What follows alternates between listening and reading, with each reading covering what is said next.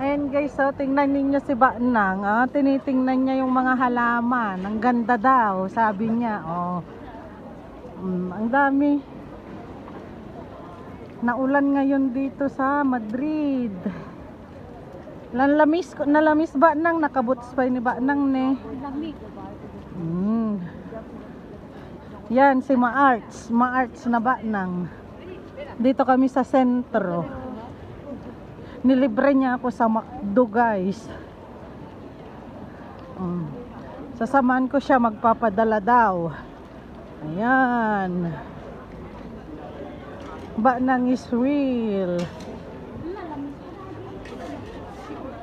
Hala, yung isa basa na yung pantalon niya. Nagganyan pa, alam naman niyang naulan. Yung mga iba, basa na sila kasi wala silang dalang payong. Tingnan ninyo. Alam nyo ba guys, mula ngayon hanggang next week uulan, as in super. Kaya ulan Israel na naman dito sa amin sa Madrid. Tingnan ninyo. Puro mga nakapayong na sila.